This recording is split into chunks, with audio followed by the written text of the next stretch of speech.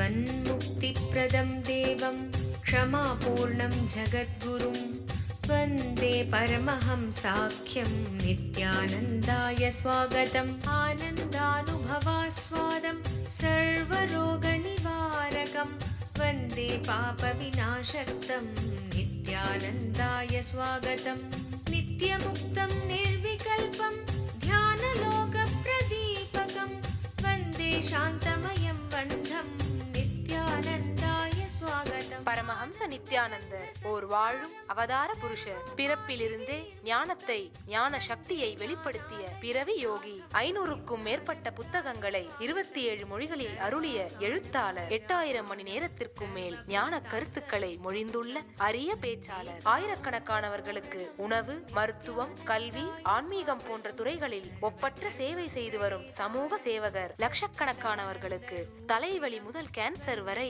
தனது தியான சக்தியால் தீர்த்து வைத்த தியான சிகிச்சையாளர். லட்சக்கணக்கான மக்களுக்கு உடல் நலம், மனவளம் ஆகியவற்றிற்கான கிரியைகளை வகுத்து தரும் கிரியா யோகி. கோடிக்கணக்கான மக்களுக்கு வாழ்வியல் பிரச்சனைகளுக்கான தீர்வுகளை தந்த வாழும் ஞானி. 151 நாடுகளில் தியான மையங்களோடும் 40க்கும் மேற்பட்ட நாடுகளில் ஆசிரம கிளைகளோடும் நடந்து வரும் உலகளாவிய நித்யானந்த தியானபீட ஆன்மீக இயக்கத்தின் நிறுவனர். 1 கோடிக்கும் மேற்பட்ட சீடர்களால் ஆத்மார்த்தமாக பின்பற்றப்படும் ஞான குரு. தீட்சையின் மூலம் சக்தி பரிமாற்றத்தை நிகழ்த்தும் அவதார சக்தி. பாரம்பரிய யோக கலையை ஆயிரக்கணக்கான யோக மையங்கள் மூலம் உலகமெங்கும் எடுத்துச் சென்ற நவீன கால யோகி. லட்சக்கணக்கான மக்களுக்கு குண்டலினி சக்தியை உயிர்ப்பித்து அஷ்ட சித்திகளை அருளும் அஷ்டமா சித்திதாயகன். உலகம் முழுவதும் வைதீக ஆலயங்களை அமைத்து வேத கலாச்சாரத்திற்கு மறுமலர்ச்சி அளித்த ஆன்மீக சுடர். லட்சக்கணக்கான இளைஞர்களின் எதிர்காலத்திற்கு வழிகாட்டியாய் திகழும் ஒரே இளம் குரு. உலகிலேயே இணையதளத்தின் மூலம் அதிகமாக பார்க்கப்படும் ஆன்மீக குரு. அரசியல் துறையிலும் ஊடகத்துறையிலும் ஊடுருவி இருக்கும் நாத்திக ரவுடி கும்பல்களால் தொடுக்கப்பட்ட மத தாக்குதலையும் தாண்டி ஒப்பற்று ஒளிரும் ஆன்மீக ஒளி. அசைக்க இயலாத, என்றென்றும் நிலைத்திருக்கும் ஞான கல்ப விருட்சம். आनन्दानुभवास्वादं सर्वरोगनिवारकं वन्दे पापविनाशक्तं नित्यानन्दाय स्वागतं नित्यमुक्तं निर्विकल्पं ध्यानलोकप्रदीपकं वन्दे शान्तमयं बन्धं नित्यानन्दाय स्वागतम् आनन्दगन्धसञ्चारं सर्वोपाधिविनिर्मुक्तं वन्दे ज्ञानालयं नाथं नित्यानन्दाय स्वागतम्.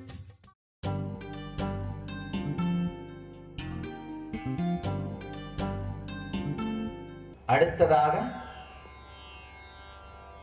ஒஹாயோ யூனிவர்சிட்டி, அமெரிக்காவில் இருக்கும் ஒஹாயோ யூனிவர்சிட்டியோடு உடன்படிக்கை ஏற்படுத்திக் கொண்டு அவர்கள் மூலமாக அடுத்த நிலை ஆராய்ச்சிகளை துவங்குகின்றோம். அதை துவங்குவதற்கு முன்பாக அண்ணாமலையானை தரிசிக்க வேண்டும் என்பதற்காகத்தான் இன்று வந்திருக்கின்றேன். 1 ஸ்கொயர் இன்ச் அப்படின்னு சொல்லுவோம். 1 இன்ச்சுக்கு 1 இன்ச் சைஸ் அளவு பொருட்களை டெலிபோர்ட் செய்து மனோசக்தியின் மூலமாக, தியான சக்தியின் மூலமாக மட்டும், மனோசக்தின்னு சொல்ல முடியாது, மனம் கடந்த நிலை சக்தி, அதன் மூலமாக டெலிபோர்ட் செய்து அறிவியல் பூர்வமாக நிரூபித்தது மட்டுமல்லாமல் இதை ஒரு அறிவியலாக மற்றவர்களுக்கும் கற்றுத்தரும், மற்றவர்கள் மூலமாகவும் அதை செய்யும். நல்லா தெரிஞ்சுங்க. 90 அடி தூரம் நகர்த்துவதற்கு 4500 கோடி செலவு செய்து கொண்டிருக்கின்றது அமெரிக்க ராணுவம். 1300 கிலோமீட்டருக்கு மிக சாதாரணமாக, நல்லா தெரிஞ்சுங்க, நான் செய்யவில்லை. இது சித்தர்கள், யோகிகள், ஞானிகள், ரிஷிகள் கொடுத்த கலையின் பெருமை. இது என் பெருமை அல்ல, அவர்கள் கொடுத்த யோக கலையின் பெருமை. இது போன்ற சித்தர்களும் ரிஷிகளும் ஞானிகளும் வாழையடி வாழையென வாழ்ந்த, வாழுகின்ற, வாழப்போகின்ற என் தெய்வ தமிழகமே,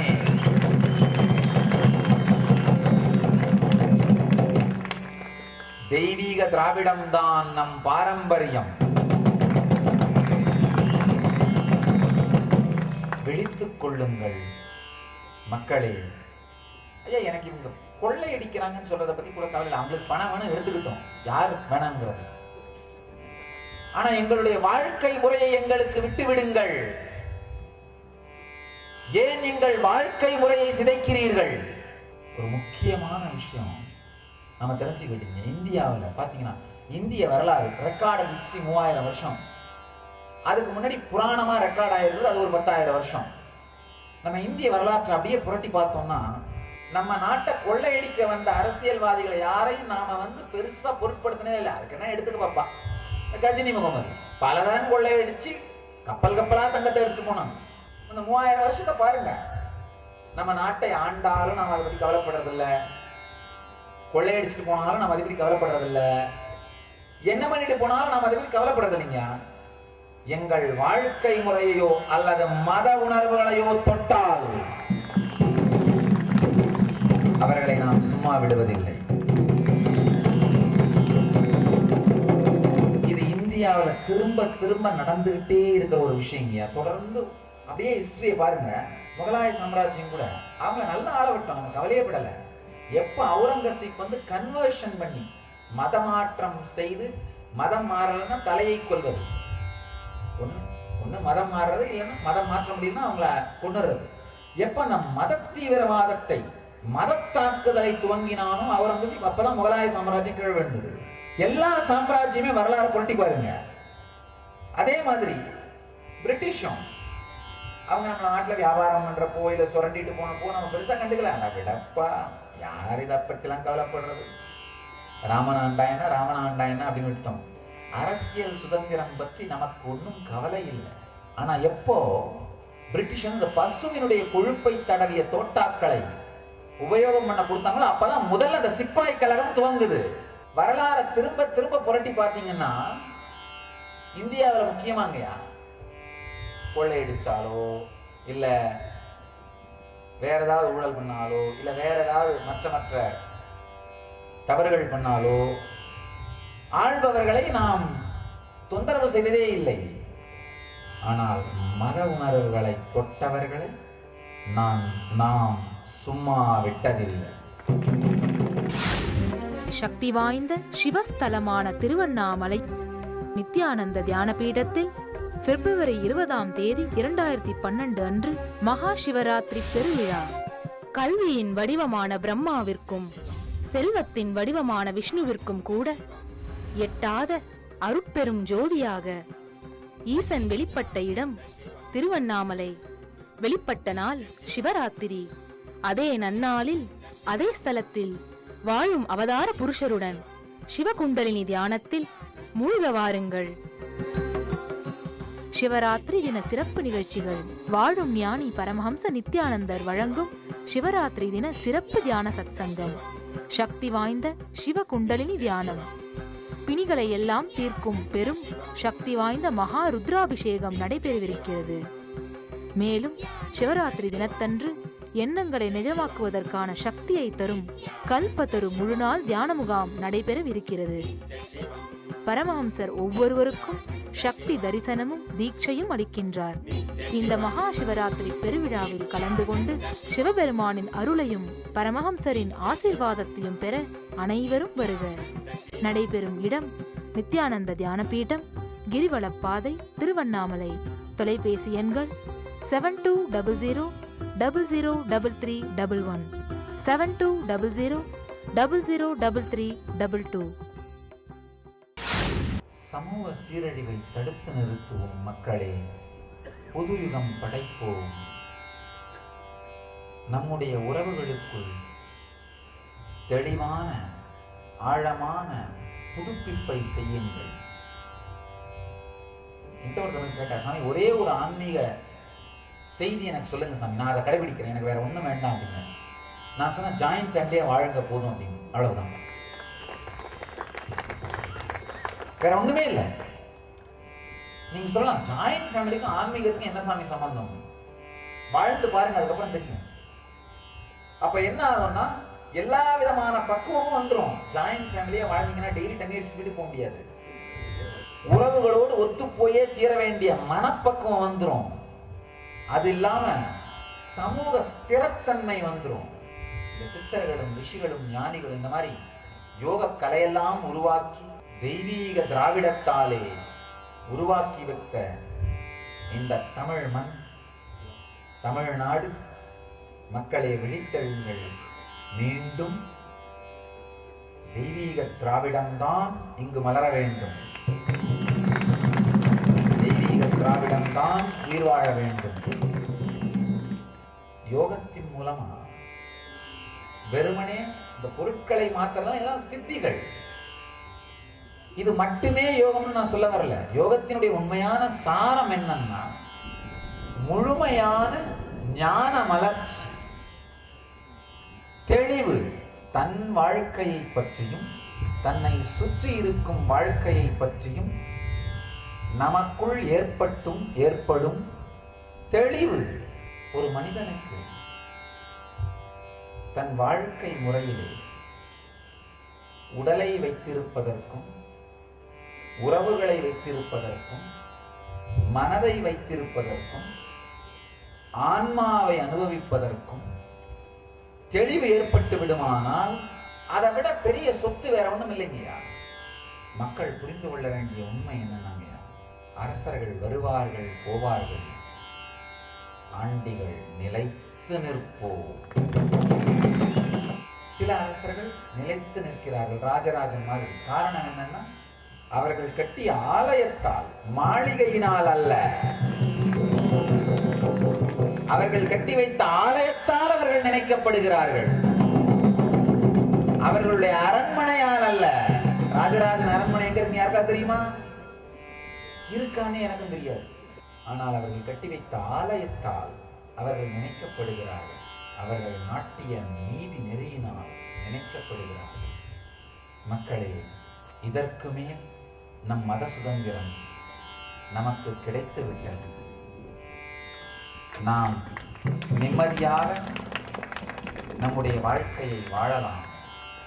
நல்லா புரிஞ்சுக்கங்க. ஒரு மனுஷனை கொல்றதுங்கிறது ஒண்ணு, இன்னொன்னு ஒரு அணு அணுவாக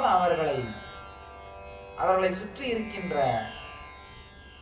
நல்ல விஷயங்களை சிதைத்து மீடியா மூலமா சப்ரஸ் பண்றதுன்றது இன்னொன்னு. ரெண்டுமே தாக்குதல் தான், கொடுமையானது. ரெண்டாவது ரொம்ப கொடுமையானது. முதல்ல சாகடிச்சவங்களை தீவிரவாதின்னு சொல்லிடுறோம். ஆனா இது சாகடிக்கிறது டெக்னிக்கலா என்ன பண்றது? மீடியா மூலமா அழிக்கிறது. இது பாத்தீங்கன்னா அதை விட மோசமான தீவிரவாதி. இந்த மத தீவிரவாதிகளிடமிருந்து நமக்கு சுதந்திரம் கிடைத்து விட்டது.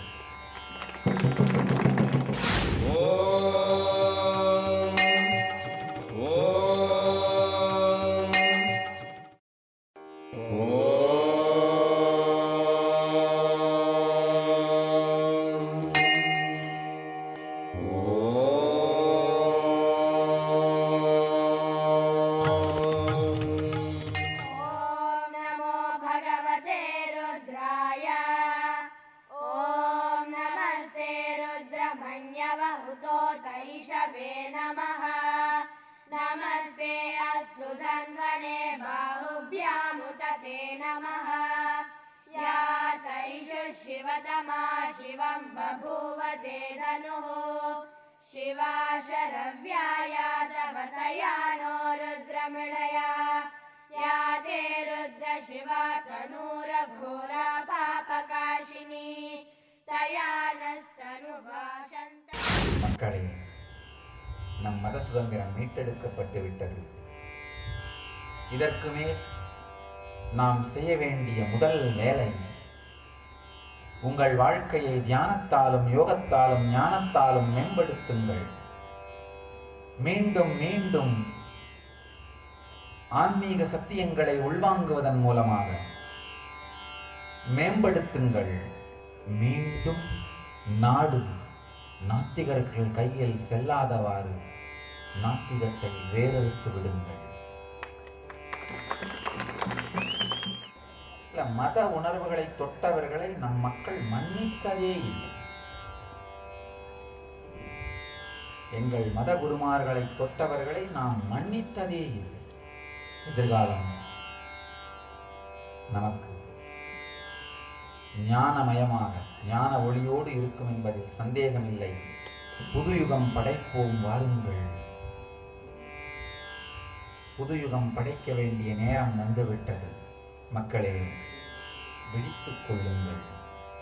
நாம் மட்டும் ஞானப்பாதையில் வாழ்வது போதாது.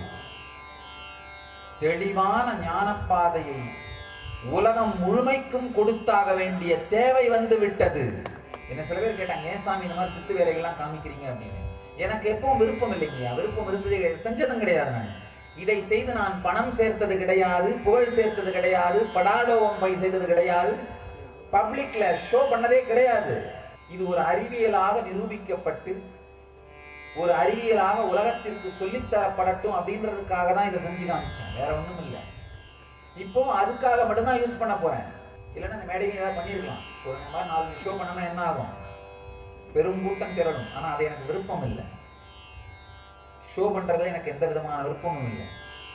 என்னுடைய விருப்பம் இது ஒரு அறிவியலாக நிரூபிக்கப்பட்டு உலக மக்களுக்கும் சொல்லித்தரப்பட்டு இந்த அறிவியல் உயிரோட இருந்து இது சார்ந்த வாழ்க்கை முறை. ஊதியம் வர்றதால எதனால? இது மனோசக்தி, தியான சக்தியாலப்பா. நீயும் தியானம் பண்ணா வாழ்க்கையில நல்லா இருப்பேன். இந்த சக்தி வர்றது மட்டும் இல்லாம புத்தியும் வரும் அப்படிங்கிற இந்த வாழ்க்கை முறை தத்துவங்களை சொல்வதற்காகத்தான் இவைகள். அதுக்காக தான் இவைகள் எல்லாம். தமிழ் மக்களே, 1000 ஆண்டுகளாக நம் சித்தர்கள் உருவாக்கி வைத்த யோகமும் தியானமும் ஞானமும் உலகம் முழுமைக்கும் சென்று சேர வேண்டும். உண்மையில பாத்தீங்கன்னா சைனீஸ் மெடிசன், சீன மருத்துவம் நம்முடைய சித்த மருத்துவத்திலிருந்து வந்ததுதான். தலைவலிக்கான ஒரு சீன மருத்துவத்தையும் நம்ம சித்த மருத்துவம் ரெண்டையும் எடுத்து அந்த 2 மெடிசனோட constitution, physiology of the medicine சொல்லுவோம். அதாவது அந்த மருந்திலே இருக்கிற பொருட்கள் ரெண்டையும் பார்த்தோம்னா ரெண்டுமே ஒண்ணு. ஆனா சீன மருத்துவத்தை அமெரிக்காவில் விற்பதன் மூலமாக அந்த மருந்துகள் மருத்துவத்துறையிலிருந்து $600 பில்லியன், மில்லியன்ல பில்லியன் டாலர் சீனாவுக்கு அமெரிக்கால இருந்து போகுது. அந்தோ கொடுமை. நம்முடைய சித்த வைத்தியம் அமெரிக்கால பரவலன்றது மட்டும் இல்ல, FDA ஃபுட் அவங்களுடைய மெடிசன்ல ஒரு மெடிசனாவே கன்சிடர் பண்ணப்படுறது. இங்கிருந்து போகர் சென்று உருவாக்கிய சீன மருத்துவம். அது கூட நீங்க சொல்லலாம் அதெல்லாம் கதையாருன்னு யாருக்கு தெரியும், விடுங்க. ஆனா இன்னைக்கு தலைவலின்னா சைனீஸ் மெடிசனையும் சித்தா மெடிசனையும் எடுத்து ரெண்டோட கான்ஸ்டிடியூஷனும் பாத்தீங்கன்னா ஒண்ணுதான். சித்த வைத்திய சித்த மருந்துகளா இது ஒரு தரம் கம்மின்னு சொல்லலாம். காரணம் ஏன் நம்ம மருத்துவம் அமெரிக்காவில் அவ்வளவு பாப்புலர் ஆகல அப்படின்னு காரணம் என்னன்னா, நாத்திக நாராசத்தால் நாட்டை நாரடித்த இந்த மக்கள் இல்ல மக்கள். அதாவதுங்க, உண்மையான மதச்சார்பற்ற தன்மைனா என்னன்னா, எல்லா மதத்தில் இருக்கிற நன்மைகளையும் ஒன்னா சேர்த்து எடுத்துக்கிறது. அதை விட்டுட்டு எல்லா மதத்தையும் போடுறதா? இவங்களுடைய போலி மதச்சார்பற்ற தன்மையினால இந்த சித்தாவை பாப்புலர் பண்ணாம தமிழ்நாட்டுக்கு $600 பில்லியன் நஷ்டம், இழப்பு. நல்லா தெரிஞ்சுக்கோங்க. வேற வேற விஷயத்துல எத்தனை லட்சம் கோடி இழப்புன்னு அவங்க சொல்றாங்க, அது எனக்கு தெரியாது. நான் சொல்றேன், எங்க துறையில ஒழுங்கா நம்முடைய கலாச்சாரத்தை பெருமையாக நினைக்காமல் தமிழ்நாட்டில் உருவான இந்த சித்த யோக கலையை, சித்த மருத்துவ துறையை பெருமையாக நினைக்காமல் இதை சீரழித்ததனால் வருடத்திற்கு $600 பில்லியன் தமிழ்நாட்டுக்கு இழப்பு. இதெல்லாம் ரொம்ப குற்றம் சாட்ட முடியாத ஊழல்கள். அந்த ஊழல்லாம் குற்றம் சாட்டி நிரூபிக்கப்படக்கூடிய ஊழல்கள். இது பாருங்க, கலாச்சார ரீதியான சீரழிவால் நமக்கு ஏற்பட்ட இழப்புகள். நம்முடைய சித்தர்கள் ஒரு மிகப்பெரிய வாழ்க்கை முறையை அளித்திருக்கிறார்கள். மனதை ஒன்றாக்குவதன் மூலமாக தனக்குள் முழுமையடைதல், வெளியில் நினைத்தவைகளையெல்லாம் செய்து விளையாடுதல் என்கின்ற பல்வேறு சக்தி விளையாட்டை சித்தர்கள் யோகக்கலையின் மூலமாக செய்திருக்கிறார்கள். வாழும் பொழுது இதை உங்கள் வாழ்க்கையின் முறையின் பாகமாக மாற்றிக்கொள்ளும் பொழுது மனிதன் உடலாலும் மனதாலும் உறவுகளாலும் பொருள் வளத்தாலும் ஞானத்தாலும் மேல்நிலை அடைகிறான். ஆத்திகத்தினால நாடே மேல்நிலை அடையும். நல்லா புரிஞ்சுக்கோங்க. சில பேர் என்கிட்ட கேட்டாங்க, சாமி உங்கள் குடும்பத்தை விட்டு சன்னியாசி ஆயிட்டீங்களே, உங்கள் குடும்பம் அழிஞ்சு போயிருச்சு, நீங்கள் சன்னியாசி ஆனதாக. நான் சொன்னேன், நாட்டினுடைய நல்லதுக்காக இப்போ நான் ஒருத்தர் சன்னியாசி ஆனாலும் குடும்பம் அழிஞ்சது உண்மை. ஆனால் எத்தனை நாட்டில் எத்தனை ஆயிரக்கணக்கான மக்களுக்கு நன்மை நடந்திருக்கின்றது. வெறுமனே கோவில் வலம் வருவதும் மலை வலம் வருவது மட்டும் ஆத்திகம் அல்ல. இது முதல் படி. தனக்குள் மலர்ச்சியை உருவாக்குவது, மீண்டும் மீண்டும் மீண்டும் யோகத்தால் உடலையும் தியானத்தால் மனதையும் பக்குவப்படுத்துவது. நல்லா தெரிஞ்சுக்கணும். ஆயிரக்கணக்கான ஆண்டுகளாக பல்வேறு மதத்தாக்குதல் மூலமாக, முகலாயர்கள் மதத்தாக்குதல், குஷானர்கள், குப்தர்கள், பிரிட்டிஷ், எத்தனையோ மதத்தாக்குதல்கள், இனத்தாக்குதல்கள், இதையெல்லாம் தாண்டி எழுந்து நின்ற இனம் எங்கள் தெய்வீக திராவிட இனம். ஆன்மீகமும் ஆத்திகம் நிரந்தரமானது, நிலையானது. மக்களே, நிலையான வாழ்க்கை முறையை கைப்பற்றுவோம், நெறிகொள்ளுவோம். எனதினிய தமிழ் மக்களே, சாரமாக நான் உங்களுக்கு சொல்ல விரும்புவது, தியானமும் யோகமும் ஞானமும் உண்மையான சத்தியங்கள். அவை வாழ வேண்டிய வாழ்க்கை தத்துவங்கள். இதை மறுத்து அவதூறு செய்யும் மூடர்கள், கள்ள உணர்வாளர்கள், ஹிப்போக்ரசி, ஞானத்தையும் ஞானிகளையும் அவதூறு செய்தும் கள்ள உணர்வாளர்கள். திருவண்ணாமலை நித்யானந்த தியான பீடத்தில் பிப்ரவரி 20, 2012 மகா சிவராத்திரி திருநாளன்று கல்பத்தரு முழுநாள் தியான அனுபவ முகாம். உங்களின் எண்ணங்களை நிஜமாக்குவதற்கான சக்தியை தரும் ஒரு நாள் தியான அனுபவ முகாம். மகா சிவராத்திரி திருநாளன்று கல்பத்தருவில் வாழும் ஞானியிடமிருந்து பெறும் தீட்சை உடலிற்கு ஆரோக்கியத்தை அளித்து மனதிற்கு தெளிவை அளித்து உங்களுக்குள் இருக்கும் குண்டலினி சக்தியை உயிர்ப்பித்து உங்கள் வாழ்வில் எல்லா வளங்களையும் அருள்கிறது. கல்பத்தரு தியான முகாம் நடைபெறும் இடம் நித்யானந்த தியான பீடம், கிரிவலப்பாதை, திருவண்ணாமலை. தொலைபேசி எண்கள் 7200003311, 7200003322.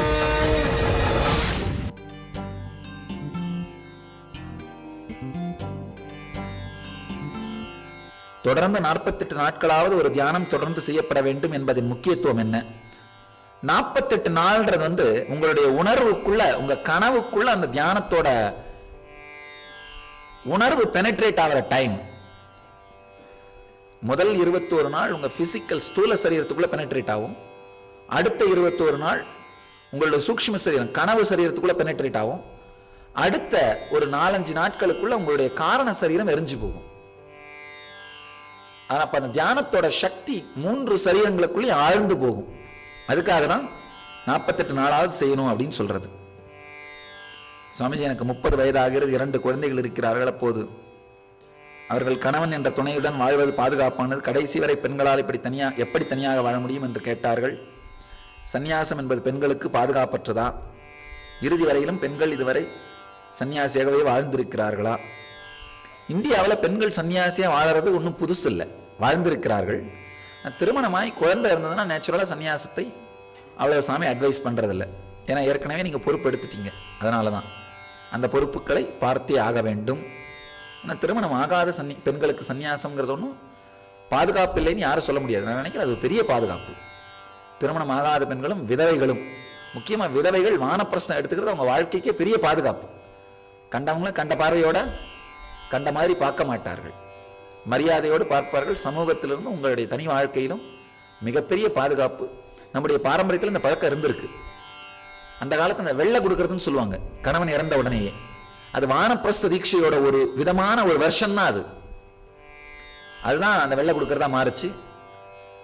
முறையாக வானப்பிரஸ்தம் எடுத்துக்கிட்டோம்னா அது நிச்சயமாக மிகப்பெரிய பாதுகாப்பு தான், அதுல ஒன்றும் சந்தேகமே இல்லை. உங்கள் எல்லோரையும் நித்யானந்தத்தில் நிறைந்து, நித்யானந்தத்தில் மலர்ந்து, நித்யானந்தத்தில் கரைந்து, நித்யானந்தமாகிட ஆசீர்வதிக்கின்றேன். நன்றி. ஆனந்தமாக இருங்கள். Nithyananda Dhyanapeetam, Nithyanandapuri of Mysore road, Bidadi, Bangalore 9742203311 08027202084.